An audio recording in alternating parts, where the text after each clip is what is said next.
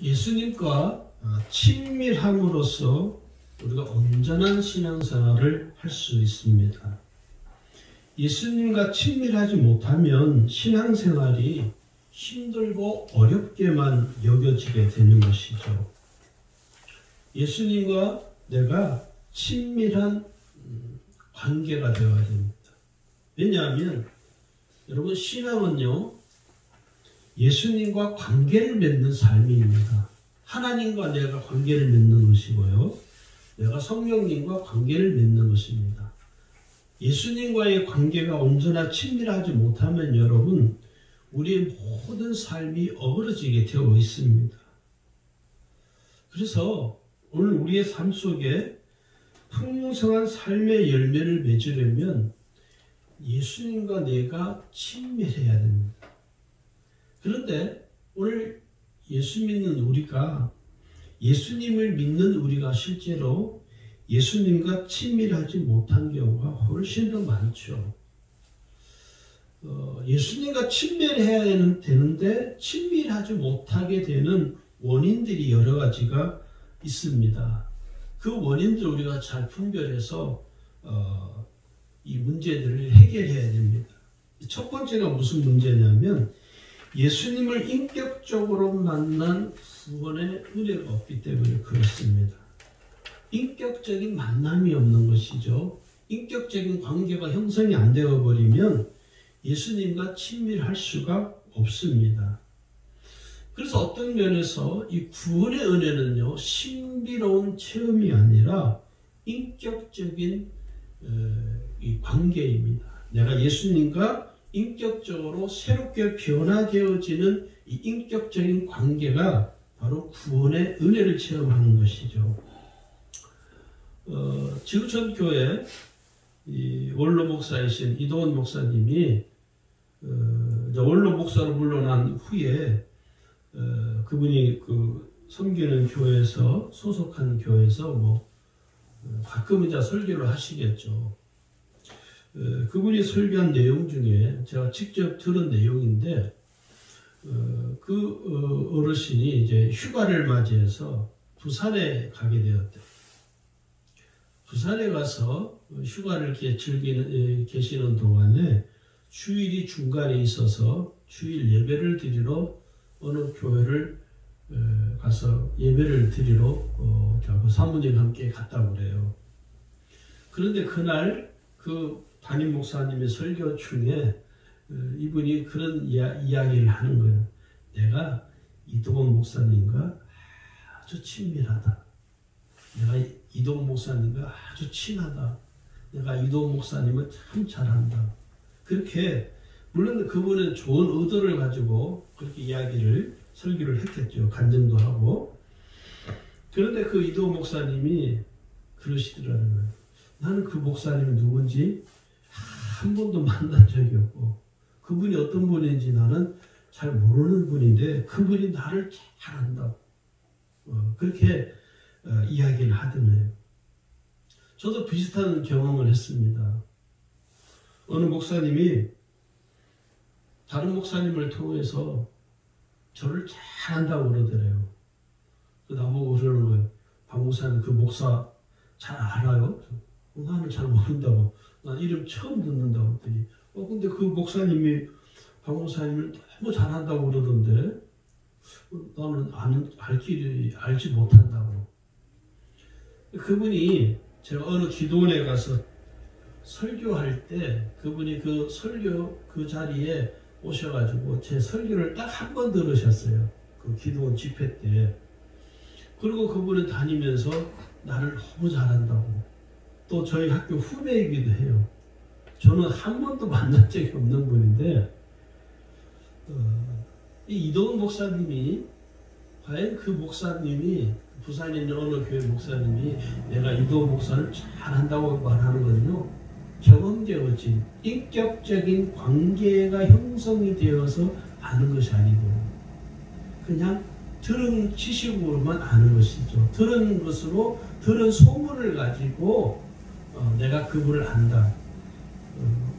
엄격하게 말하면 인격적인 관계가 형성이 되지 않은 그 관계는 사람은 만남이 아닙니다. 개인적인 인격적인 관계가 서로 되어야 서로 친밀한 교제가 이루어지는 것이죠. 오늘 우리가 예수님과 개인적으로 친밀한 관계가 되려면요, 내가 예수님과 지속적인 개인적인 관계가 되어야 됩니다. 만남이 이루어져야 돼요. 여러분, 일주일 동안 사시면서 내 자신을 냉정하게 한번 돌아보시면 이번 주 한 주간 살면서 내가 얼마만큼 예수님과 개인적으로 인격적인 만남이 이루어졌나. 그게 관계 형성이에요. 그게 이루어지지 않기 때문에 뭐가 안 되느냐? 내가 예수님과 친밀해지는 삶을 살 수가 없는 것입니다. 두 번째, 예수님과 친밀하지 못하는 두 번째 원인이 뭐냐면 삶 속에서 예수님과 영적인 교제가 없기 때문에 그렇습니다. 구원받은 성도가 예수님과 친밀한 삶을 살아가려면 매일의 내 삶 속에서 예수님과 영적인 교제를 갖는 삶을 살아야 합니다. 예수님과 친밀한 사람은요, 예수님과 날마다 영적인 교제가 활발해져요. 교제가 계속 끊임없이 일어나는 것이죠. 관계가 계속 형성이 되어져 가는 것이죠. 반면에 예수님과 친밀하지 못한 사람은 어떻게 되느냐? 영적인 교제가 활발하지 못합니다. 가뭄에 풍나듯이 자기가 원할 때, 자기가 찾고 싶을 때 그때만 예수님과 교제하는 사람이에요. 그러니까 끊임없이 매일 삶 속에서 예수님과 영적인 교제를 갖는 사람과 그렇지 못한 사람은요, 하늘과 땅 차이입니다. 예수님과 끊임없이 교제가 이루어지는 사람은 어때요? 신앙생활이 너무 기쁜 거예요. 내가 예수를 믿는 것 자체가 너무 감사하고 너무 기쁜 것이죠. 너무 은혜가 충만한 것이죠. 그런데 반면에 가뭄에 콩나듯이 1년 한 서너 번, 한 달 한 번 정도 이 교제가 되는 사람은요, 신앙생활이 몸이 건조해지게 되고요, 결국은 예수님과 더 멀어지게 된다는 거예요. 예수님이 오늘 우리에게 뭐라고 하냐면 이렇게 말씀하셨어요. 사람이 떡으로만 살 것이 아니요 하나님의 입으로부터 나오는 모든 말씀으로 살 것이다. 이게 영적인 예수 주님과 영적인 친밀함을 유지하는 이 말씀이에요. 예수님이 하시는 말씀이에요. 인간은 하나님의 말씀으로 사는 존재입니다. 또 디모데전서 4장 5절에 가서도 비슷한 이야기를 해요. 하나님의 말씀과 기도로 거룩하여집니다. 이 하나님의 말씀과 기도로 거룩해진다는 건요, 관계 형성을 말하는 거예요. 우리가 거룩할 수 있는 근본적인 배경이 뭘까요? 내가 교회 열심히 나오면 거룩해집니까? 아니요. 하나님의 말씀과 기도로 내가 거룩해질 수 있는 거예요. 하나님의 말씀과 기도로 내가 계속해서 주님과의 이 관계가 형성이 되어져야 내가 거룩한 삶을 유지할 수 있다는 거예요. 우리가 예수님과 영적인 교제를 어떻게 가지게 될까요? 첫 번째가 뭡니까, 여러분? 요즘 시끄러운 문제이기도 하죠. 잡음 많기도 하고 코로나 때문에 뭡니까? 예배입니다. 예배가 삶의 최우선이 돼야 돼요. 예배가 우선이 돼야 된다는 거예요. 예수님과 끊임없이 내가 영적인 교제를 가지려면요, 첫 번째가 뭐냐? 예배가 되지 않으면요, 예수님과 영적인 교제를 갖기는 불가능합니다. 두 번째는 말씀과 기도이고요, 세 번째는 성령의 인도하심을 받는 것이고, 네 번째는요, 매사에 모든 일을 예수님께 묻는 것입니다. 예수님께 물어봐요. 주님, 어떻게 할까요? 주님, 제가 이런 어려움에 봉착해 있는데 어떻게 하면 될까요? 저에게 지혜를 주십시오. 제가 지금 이 순간 어떻게 제가 반응해야 될지. 그게 뭡니까? 예수님과 끊임없이 계속해서 관계를 형성하는 거예요. 내가 아쉬울 때만 예수님을, 주님을 찾는 게 아니고 여러분, 평상시에 예수님과 계속해서 관계가 유지가 돼야 됩니다. 그러니까 예수님과 친밀한 성도는요, 예수님과 영적인 교제를 갖는 것이 그렇게 기쁘고 즐거운 거예요. 너무너무 즐거운 거죠. 근데 왜 예수님과 영적인 교제가 안 되느냐? 즐겁지 않으니까. 게임하는 것만큼 즐겁지가 않거든. 게임하면 어때요? 너무 즐겁고 거기에 아주 홀리게 되거든요. 그걸 중독이라고 그래요. 하루라도 안 하면요, 미치는 거야. 그 중간에 부모가 야 하지 마라 그러면 짜증이 나는 거죠. 나의 즐거움을 방해하니까 짜증이 나는 거예요. 오늘 우리가요, 요즘 시대 어떻게 보면 예수님이 게임만도 못한 것 같아요. 스마트폰 봐도 못하는 게 예수님인 것 같아요.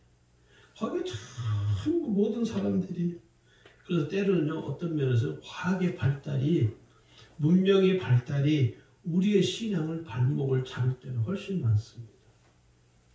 그런 맥락에서 볼 때 오히려 60년대, 70년대가 훨씬 나았던 것 같아요. 훨씬 신앙생활 하기가 지금보다 훨씬 더 좋았던 것 같아요. 왜? 붙잡을 건 어디밖에 없어요? 주님밖에 없어요. 세상 어디 봐도 뭐 기쁨이 있을 만한, 즐거움을 얻을 만한 유의도 없고 오락도 없고 게임도 없으니까 오직 주님만을 바라볼 수 없는 거예요. 세상 어디 가도 즐길 거리가 없으니까 교회 바닥에 엎드려서 하나님 앞에 기도하는 것이죠. 오히려 요즘 세대가 더 불행하고 참 안담한 것이죠. 기쁨을 못 느끼니까, 즐거움을 못 느끼니까 못해요? 예수님과 깊은 영적인 교제를 갖지 못해요, 성도들이. 우리 교회는 교인이 몇천 명 그렇게 되는 교회가 아니고, 어떤 교회, 어느 목사님이 탄식을 하시더라고. 목사님이 설교를 하는데, 성도들이 그 핸드폰, 스마트폰 이렇게 밑에다 숨기고 뭐해요? 거기서 게임을 하더래요.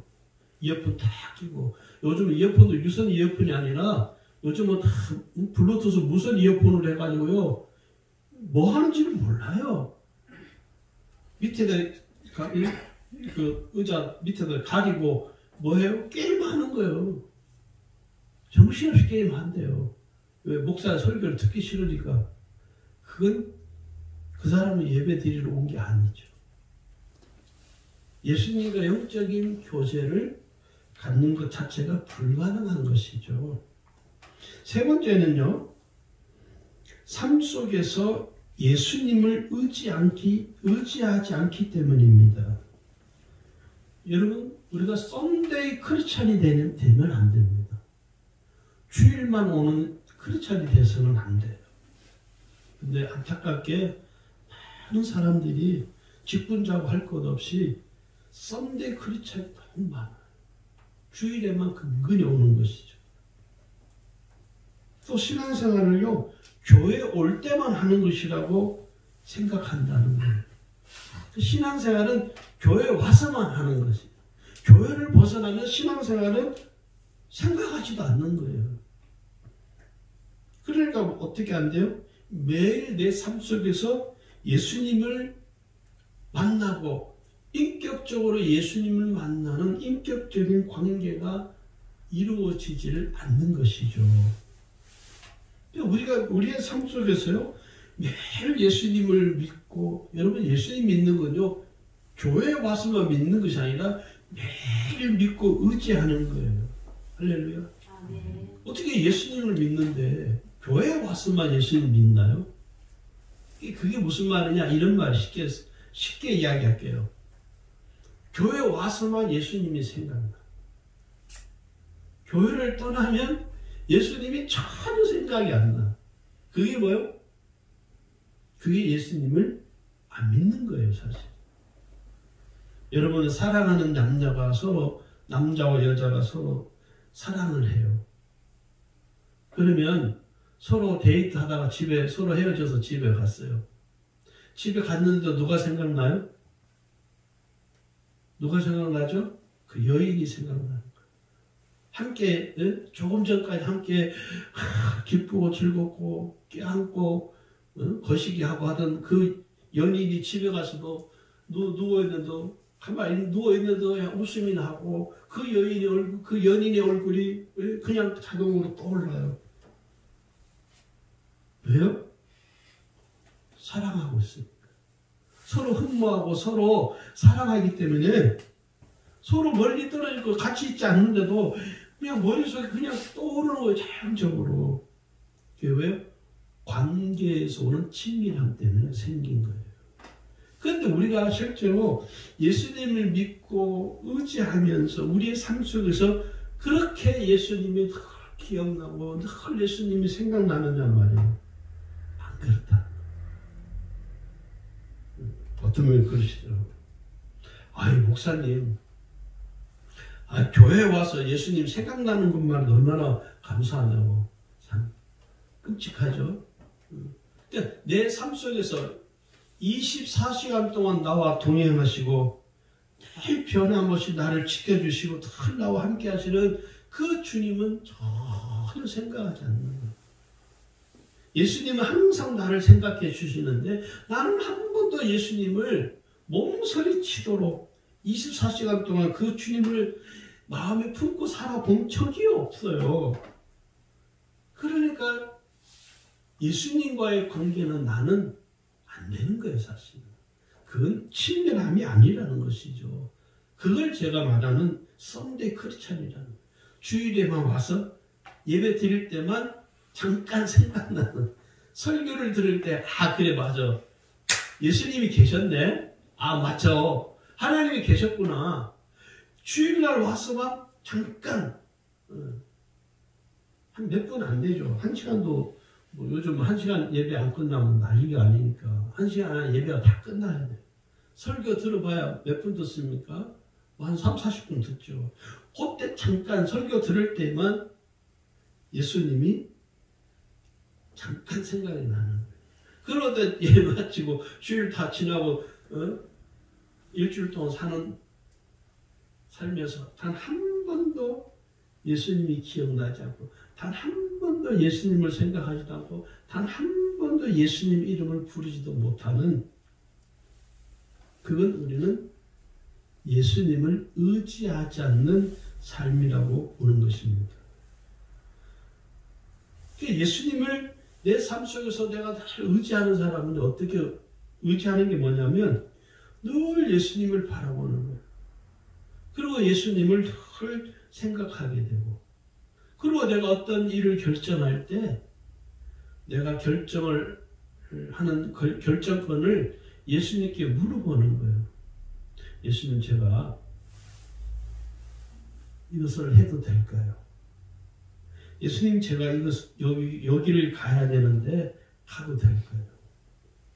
예수님, 제가 어떤 사람을 만나야 되는데 이 사람 만나야 될까요? 여러분 솔직히 그렇게 물어봅니까? 안 묻습니다. 전에 제가 있던 교회에서 청년들에게 제가 늘 강조했던 이야기가 있습니다. 제가 집사 시절 때도 그렇고 청년들을 가르칠 목회자로 살 때도 그렇고 사역자로 살 때도 그렇고 제가 꼭 그 이야기 했어요.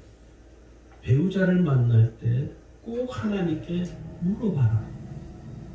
주님, 제가 어떤 사람을 만나야 될까요? 내 감정에 쏠려서 사람 만나지 말고, 왜 그러냐면 그거는 배우자를 만나는 것은 내 인생에 있어서 가장 내가 결정할 내가 선택할 수 있는 문제이기 때문에 가장 첫 번째거든요. 부모를 내가 선택하는 게 아니잖아요. 그러나 우리가 인생을 살면서 가장 첫 번째 선택할 수 있는, 가장 결정할 수 있는 가장 큰 결정권이 뭐냐면 배우자 문제입니다. 그래서 배우자 문제를 생각할 때 너의 감정과 의지를 가지고 하지 말고 하나님께 꼭 하나님께 여쭤. 근데 대부분 안타깝게도요, 그렇게 안 해요. 한 90%가 안 합니다. 말로 예 알겠습니다. 한 10% 정도만 겨우 하는 거예요. 그러니까 이게 제가 뭐 통계를 낸 건 아닌데 10% 하나님께 배우자를 문제를 구하는 청년들과 90% 자기가 결정을 해서 사는 이 청년들의 삶, 결혼하고 난 이후의 삶을 비교를 해보면요, 극명하게 나타나요. 정말 이래서 결정권, 그 결정권 하나님께 맡기는 게 얼마나 중요한가를 저는 제가 가르쳤던 그 사람들을 보면서 깨닫게 되는 거예요. 여러분, 어떤 결정을 하시기 전에 여러분이 여러분의 의지와 감정으로 결정하지 마시고 그 결정권을 누구에게 위임해요? 예수님께 위임하세요. 할렐루야. 배우자 구하는 문제만 그렇습니까? 모든 삶에 나의 삶의 결정권을 내가 주지 말고 그 결정권을 예수님께 위임해 드리세요. 그게 예수님이 내 인생의 주인이십니다라고 내가 고백하는 사람의 신앙의 태도입니다.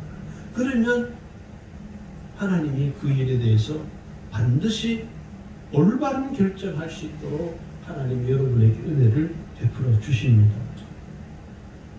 우리가 예수님과 친밀한 관계를 맺으면 큰 삶에, 우리의 삶에 유익이 있습니다. 그 첫 번째 유익이 뭐냐면 모든 것으로부터 자유케 되는 삶을 누리게 됩니다. 여러분, 이 세상에서의 삶은 결코 자유롭지 못합니다. 우리가 코로나 때문에 뭐합니까? 자유롭지 못해요. 이 세상이라는 곳이 그런 곳입니다. 그래서 우리가 이 세상에 사는 날 동안은 여러분, 이 세상의 모든 삶에 우리가 얽매여 있는 거예요. 우리가 이 세상 살아가는데 이 세상의 영향으로부터 우리가 벗어날 수가 없습니다. 이 세상의 삶으로부터 우리가 온전히 다 벗어나서 우리 마음대로 살 수가 없어요. 죄에 얽매여 있죠. 돈에 얽매여 있죠. 출세에 얽매여 있죠. 성공에 얽매여 있죠. 욕망에 얽매여 있죠. 이 세상의 모든 것으로부터 우리 자신이 얽매여 있다는 거예요. 얽혀 있다는 거예요. 그것으로부터 우리가 자유롭지 못합니다. 그러나 여러분, 예수님을 믿고 예수님께서 베풀어 주실 구원의 은혜를 받으면요, 이 세상의 모든 삶으로부터 내가 자유롭게 되는 삶을 살아갈 수 있습니다. 할렐루야. 이 세상의 모든 것으로 내가 얽매이지 않고 자유롭게 돼요. 직장으로부터 내가 자유할 수 있고, 돈으로부터 자유할 수 있고, 명예로부터 자유할 수 있고, 성공으로부터 내가 자유할 수 있어요. 왜냐? 진리이신 예수님을 만남으로 인해서 내 삶이 자유케 되는 거예요. 예수님은 그랬잖아요. 내가 길이었지. 진리를 알지니 진리가 너희를 자유롭게 하리라. 진리이신 예수님을 알면, 진리이신 예수님을 만나면, 진리이신 예수님과 친밀해지면 내가 이 세상의 삶으로부터 자유케 해요. 할렐루야. 나를 자유롭게 한 것이 무엇입니까? 예수님의 십자가의 은혜이죠. 예수님이 십자가의 은혜를 통해 내가 자유롭게 되었어요. 예수님의 보혈의 은총으로 말미암아 내가 자유롭게 되었어요. 예수님이 내게 베풀어 주신 대속의 은총으로 말미암아 내가 이제 이 세상으로부터 자유롭게 되었습니다. 자유로운 삶이란 뭡니까? 죄에서 벗어난 걸 말하는 거예요. 내가 죄에서 벗어났다. 그리고 세상으로부터 자유케 되는 거예요. 무슨 말이냐면 내가 세상으로부터 이제 해방되었다는 거예요. 세상으로부터 내가 건져냄을 받았다는 거예요. 그리고 내가 신분이 자유케 됐어요. 죄의 노예에서 의의 자녀로, 하나님의 자녀로 신분이 자유케 되었습니다. 내가 이제는 기쁨을 누리게 됐어요. 뭐요? 억압에서 자유라는 기쁨을 얻게 되었어요. 죄라는 억압으로부터 죄의 굴레에서 내가 벗어나서 이제는 자유의 몸이 된 거예요. 할렐루야. 이게 뭡니까? 자유로운 삶이라는 거예요. 돈이 없어도 불편할 뿐이에요. 돈 때문에 내가 스트레스 받잖아요. 저는 목사가 돼서 하나 정말 좋은 게 있어요.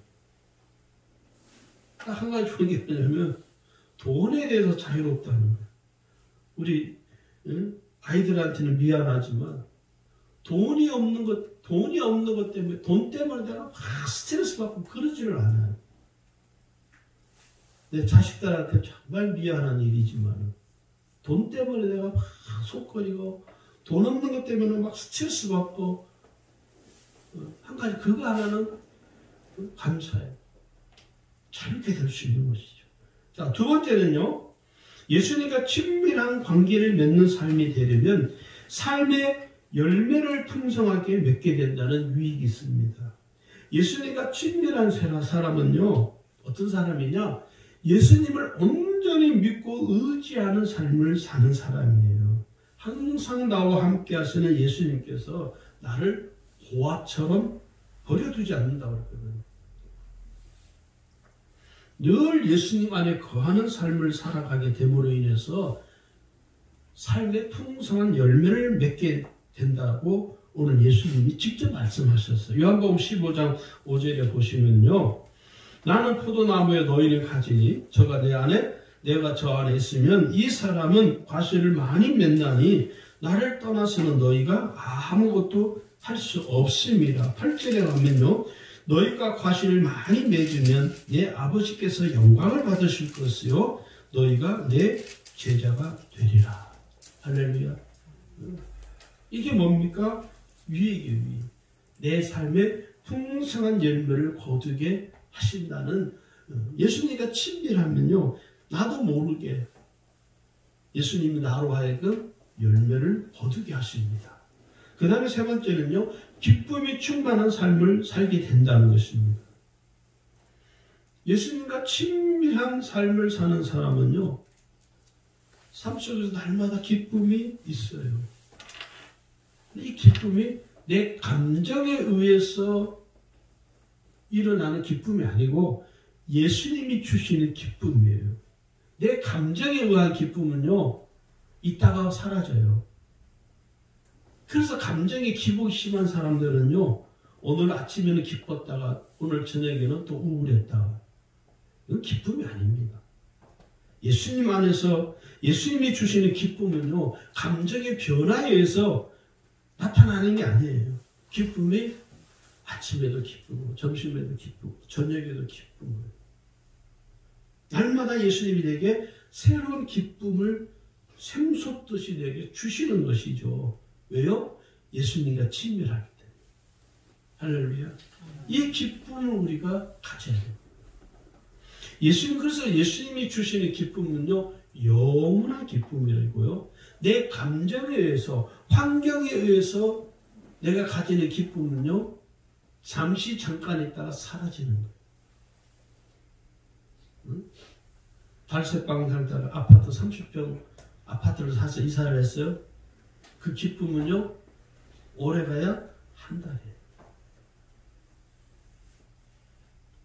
아무리 좋은 것을 소유해도 여러분 어느 시간이 지나면요. 기쁨이 사라져버려요. 그러나 예수님이 주시는 이 기쁨은요. 영원한 기쁨이에요. 그래서 예수님과 친밀한 삶을 사는 사람은요. 기쁨이 계속 솟아나는 거예요. 계속 예수님이 우리에게 기쁨을 계속 제공해 주시는 거예요. 할렐루야. 오늘 예수님을 믿어서 친밀한 관계로 살아가는 사람은요. 항상 기뻐지게 된다는 것을 우리가 깨달으시기를 주의 이름으로 축원합니다. 자, 그러면 예수님과 내가 친밀한 관계로 친밀함을 유지하기 위해서는 어떻게 해야 될까요? 첫 번째는요. 예수님을 온전히 바라봐야 됩니다. 예수님을 온전히 바라봐야 돼요. 예수님과 친밀한 사람은요. 예수님을 전적으로 바라보는 사람이에요.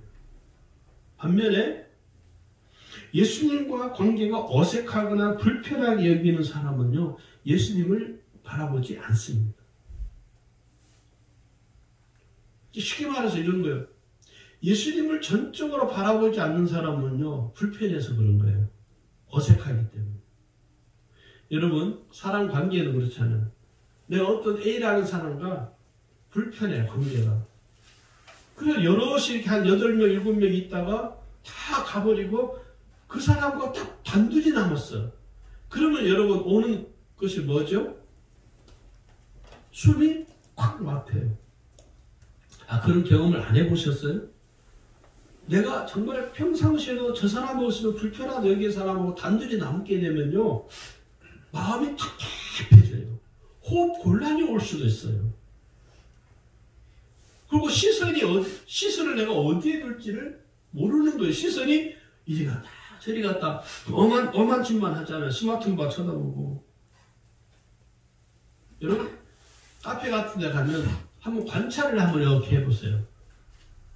여러분 시점에서 그 카페에 앉아있는 사람들을 어떤 행동을 하는가 한번 잘 이렇게 관찰해 보세요. 대부분 사람들이 뭐예요? 앉아가지고 앞에 사람 이야기하고 있는데 자기는 뭐예요? 스마트폰 보고 쳐다보고 있어요. 그 왜 그럴까요? 저는 제가 볼 때 관계가 서로 친밀하지 못하다는 증거예요. 그런 사람들과 같이 카페 가는 자체가 참 곤욕스럽죠. 왜? 친밀하면요, 상대방이 이야기할 때 내 눈과 귀가 그 사람의 시선을 그 사람을 향하고 있지 스마트폰을 향하진 않거든요. 잘 한번 카페에 가서 한번 관찰해 보세요. 여러분, 사랑하는 연인들이 카페에 앉아서 이야기할 때 자기 남자친구와 나를 보면서 자기를 보면서 이야기하는데 스마트폰 보고 어마어마하다 하는 연인이 있습니까? 단 한 명도 없어요. 데이트하는 연인들을 잘 보면 서로 못 떨어져 환장이죠. 서로 그냥 기회만 있으면 서로 붙으려고 그러고, 그죠? 손 잡으려고 그러고. 관계성에서는 문제거든요. 그러니까 예수님을 온전히 바라보지 못하는 이유는요, 다른 거 아니에요. 예수님과 친밀하지 못해서 생겨나는 불편함이라는 거예요. 근데 예수님과 친밀해지려면 내가 예수님을 바라봐야 돼요. 예수님과 관계가 형성이 되어야 친밀해지는 것이지 처음부터 무슨 친밀해지는 관계로 가는 게 아니에요. 내가 예수님을 계속 바라봐야 돼요. 내가 마음에 예수님을 바라보고자 하는 마음이 계속해서 내게서 샘솟듯 일어나야 돼요. 그래야 예수님과 나와의 관계가 친밀한 관계로 발전할 수 있습니다. 히브리 12장 2절에 이렇게 말합니다. 믿음의 주여 또 온전하게 하시는 이 예수를 바라보자. 여러분, 예수님을 바라보시기를 주님으로 축원합니다. 예수님을 바라보셔야 돼요. 예수님을 바라봐요. 자, 두 번째는요. 두 번째 말씀드리기 전에 성경에 보니까 여러분이 다 아는 이름이에요. 마르다, 마리아. 두 자매죠. 그 오빠 오라비 나사로. 이 남매는요, 예수님으로부터 특별한 사랑을 듬뿍 받았던 이 남매입니다. 근데 성경을 잘 보시면 누가복음의 10장에 이 두 자매의 스토리가 있어요. 그 스토리 내용이 뭐냐면 이 두 자매가 예수님을 너무 흠모하는 거예요. 너무 예수님을 사랑하고 예수님을 사모하는 마음이 너무 강렬해서 예수님이 그 두 자매의 집에 방문을 하게 됐습니다. 요즘 말로 하면 신방을 가는 거예요. 신방을 예수님이 방문을 했는데 그 언니 마르다는 예수님이 그렇게 자기가 예수님을 흠모하고 사모했는데 그 예수님이 자기 집에 직접 오니까 얼마나 마음이 그냥 들뜨고 마음이 그냥 이게 얼마나 흥분이 되겠어. 그래서 자기가 할 수 있는 게 뭐예요? 내가 예수님을 위해서 맛있는 음식을 준비해야 되겠다. 우리 주님께 내가 꼭 맛있는 음식을 준비해서 드려야겠다. 열심히 음식을 준비하는 거예요. 그 동생 마리아는 어때요? 이 마리아도 예수님을 너무 흠모하고 사모하는 여인이에요. 예수님이 자기 집에 온 것을 온 이 사실이 믿어지지 않는 것이죠. 그래서 이 마리아는 평상시대로 예수님 말씀 듣는 것을 그렇게 사모했어요. 그래서 예수님이 오셨으니까 그전에는 예수님 밖에서는 예수님 가까이에서 말씀을 들을 수 없었는데 사람들이 워낙 많이 몰리니까 좀 멀리 떨어져 듣거나 사람들 틈에 끼어서 듣거나 그러는데 이제는 자기 집에 예수님 오시니까 얼마나 기회입니까? 응? 그래서 이 마리아는요 예수님 코앞에서 말씀을 집중해서 듣는 거예요. 말씀을 너무너무 한 말씀도 소홀히 하지 않고 아주 귀를 쫑긋 세우고 경청을 하는 거예요. 그래서 그 함께해서 음식을 준비하고 있는 마르다가 열받은 거예요. 내가 지금 주님을 위해서 열심히 음식을 하는데 동생 마리아는 방에 앉아서 예수님 코앞에 앉아서 말씀을 듣고 있거든. 저 결심한 것 봐라. 마르다가 열받아가지고 예수님께 이야기해. 주님, 내가 주님을 이렇게 열심히 위하여 음식을 준비하고 있는데 내 동생이 함께 와서 나를 도우라고 이야기를 해달라. 예수님 뭐라고 하신 거 아십니까? 우리가 잘 아는 대로 예수님은 쉽게 말하는 이야기예요. 너는 너가 하는 대로 해라. 마리아는 마리아가 편한 대로 하는. 예수님은요 말씀 듣는 것이 더 중요하다고 말하지 않았어요. 마리아가 말씀 듣는 것도 예수님 중요하고 음식을 열심히 준비하는 마르다가 하는 그 일도 중요하다는 것을 여러분 말씀하는 거예요.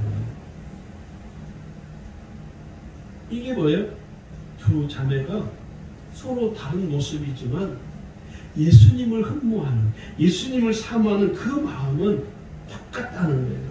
그래서 예수님을 바라보는 거예요. 이게 뭐예요? 이게 곧 신앙이라는 거예요. 할렐루야. 두 자매처럼요, 예수님을 바라보면 삶이 기쁘고 즐겁습니다. 예수님과 친밀한 삶이 되려면 예수님을 우리가 바라봐야 돼요. 예수님을 바라보면 나의 삶이 기쁘고 즐거워져요. 그리고 내 삶이 경건한 삶과 경건한 신앙으로 살아가게 되어 있습니다. 이게 예수님을 바라보는 행복이라는 거예요. 할렐루야. 두 번째는요, 예수님과 어색하고 불편한 관계가 되지 않도록 늘 주의해야 됩니다. 신앙생활을요 매우 어렵게만 여기는 성도가 있는 반면에 신앙이 뭐 이렇게 어려워? 얼마나 좋은데? 신앙생활하는 것처럼 쉬운 게 어디 있어? 예수 믿는 것처럼 이렇게 쉬운 게 어디 있어? 그렇게 말하는 분도 있으세요. 왜 그러면 신앙생활이 어렵게 여겨지느냐? 관계의 문제인 거예요. 예수님과의 관계가 형성이 되어지 않았기 때문에. 그래서 신앙은 뭐냐? 신앙은 관계입니다. 할렐루야. 신앙은 관계예요. 관계. 하나님과의 관계, 예수님과의 관계가 좋으면 사람과의 관계도 좋아집니다. 저는 참 부끄러운 고백이지만 저는 예수 믿기 전에 신앙이 저 성격이 정말 못했어요. 제가 생각해도 그게 좋은 성격이 아니었어요. 예수 믿기 전에는.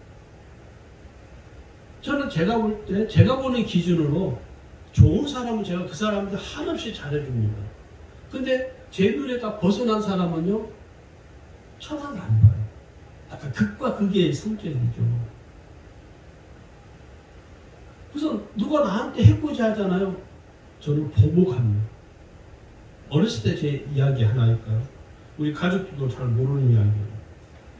제가 어떤 성격이냐, 동네 친구들이 나하고 싸웠잖아요. 제가 맞았잖아요. 저는 짱돌 하나 들고 그 집 앞에 서 있어요. 그 놈이 나올 때까지. 한 번은 그런 일이 있었어요. 친구하고 둘이 싸웠는데 분이 안 풀리는 거예요. 그래서 제가 이만한 돌을 손에 들고 그 집 앞에 서 있었어요. 그 엄마가 나와가지고요. 얘야, 그만 좀 해라. 아니에요. 나오라 가세요. 저는 분이 안 풀려서 못 참습니다. 그러니까 결국 그 친구 어머니가 들어가서 야, 너 나가서 영하고 둘이 화해해라. 걔가 나와가지고 나한테 나와가지고 미안하다. 그래서 제가 집으로 돌아간 기억이 아직도 있어요. 성격이 아주 나쁜 거죠, 사실은. 근데요, 예수를 믿고 나니까 성격이 바뀌기 시작하는, 한 번에 바뀐 게 아니라 예수님을 믿고 나면서부터는 성격이 조금씩 변화되는 거예요. 아, 나의 잘못된 성격을 보면서 주님이 나의 모난 이 성격들을 다듬어 가시는 거예요. 동글하게. 다듬어 가는 거예요. 전에는 남들이 무슨 실수하면 그거 그냥 무릎 뜯고 막 비난하고 정죄하던 그런 성격에서 이제는 그 남이 실수한 것을 덮어주려고 거기에 대해서 비난하지 않고 정죄하지 않고 이게 예수님께서 나의 성품의 모난 부분들을 이렇게 다듬어 가는 거예요. 다듬어 가는 거예요.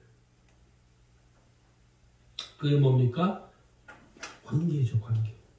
내가 예수님과 불편한 관계가 되지 않도록 하려면요, 내게서 주님이 나를 고쳐가시려고 하는 그 고쳐가는 모든 것들에 대해서 내가 수용을 할 수 있어야 됩니다. 할렐루야. 수용해야 돼요, 수용. 제자들이 길거리를 가다가 서로 논쟁을 합니다. 누가 더 큰 자냐? 누가 더 예수님께 인정받는 수석 제자냐? 이거 가지고 서로 논쟁을 하는 거예요. 그게 이제 마가복음 9장 33절부터 스토리가 나와요. 그래서 예수님이 제자들에게 물어요. 야, 너희가 길에서 서로 토론한 것이 무엇이냐? 예수님이 보기에는 참 아무 의미 없는 토론이죠. 왜 그래요? 서로 자기가 서로 예수님으로부터 인정받고 싶은 거예요. 예수님은요, 그런 어처구니 없는 그런 것 가지고 서로 논쟁하는 것에 대해서 참 의미가 없다는 것을 이야기하는 것이죠. 근데 우리 한편으로 생각해 뭐냐면 그 제자들이요, 다른 관점에서 보는 거예요. 이 제자들이 왜 그 논쟁을 할까? 이유는 제가 볼 때 하나입니다. 예수님과 친밀하니까. 누가 더 친밀하냐? 누가 더 친밀하냐를 가지고 서로 논쟁을 한다고 저는 보여져요. 자, 그 다음에 세 번째는요. 예수님과 친밀한 삶을 살아가려면 항상 예수님을 사모하고 흠모해야 합니다. 여러분, 신앙은요, 뭐죠? 흠모하고 사모하는 것이 신앙입니다. 그게 신앙이 삶으로 나타나는 것이 신앙생활이죠. 그래서 우리가 신앙생활 가장 중요한 게 뭐냐면 예수님을 흠모하고 사모하는 거예요. 내가 예수님을 흠모하고 사모하면 사모할수록 내가 예수님과 더욱더 친밀한 관계를 형성하는 거예요. 예수님을 진심으로 사모하면 크면 클수록요, 예수님과의 관계도 친밀해집니다. 할렐루야.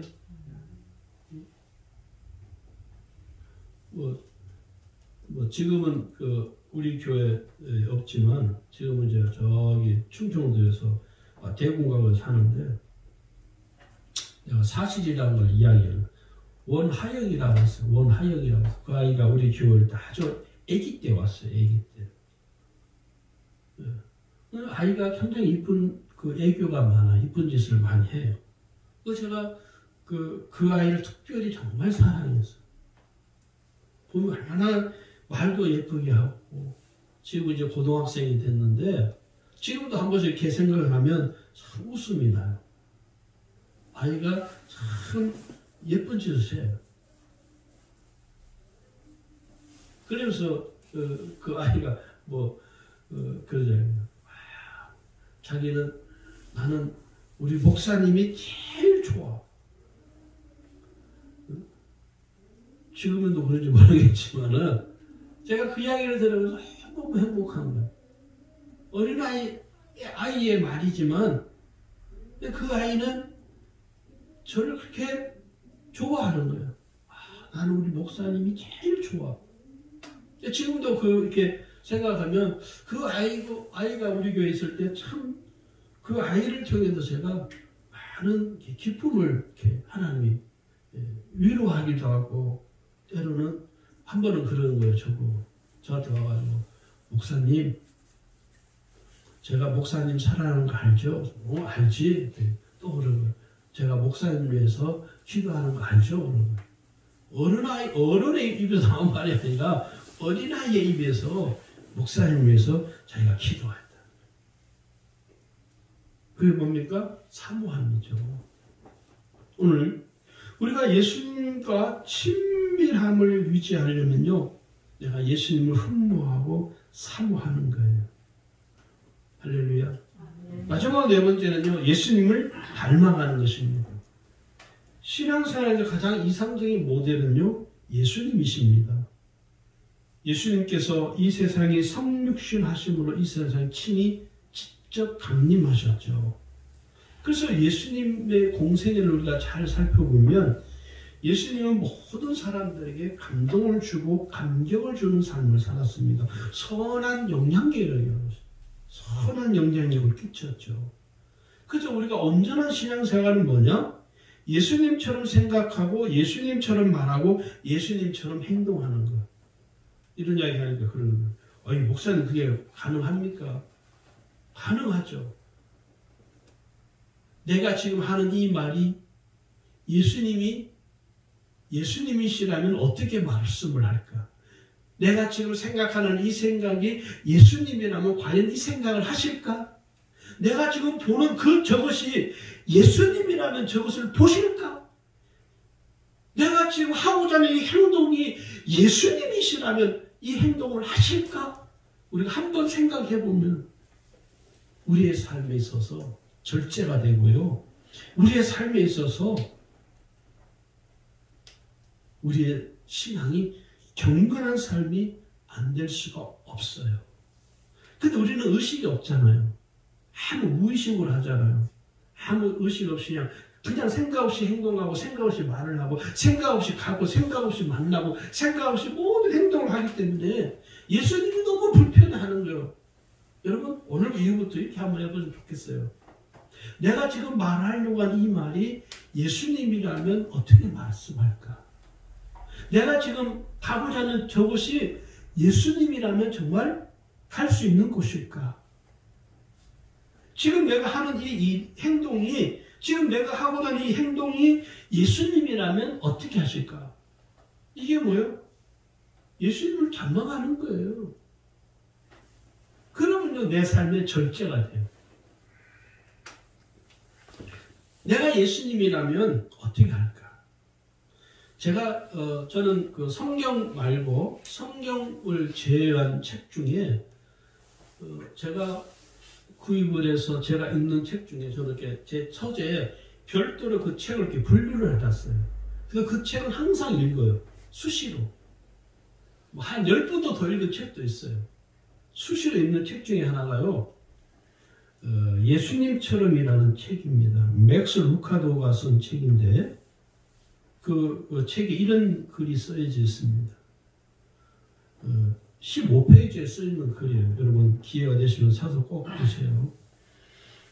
그 책에 있는 글귀 그대로 제가 읽어드릴게요. 하나님은 당신을 있는 그대로 사랑하신다. 그러나 그대로 두시지는 않는다. 하나님은 당신이 예수님처럼 변화되기 원하신다.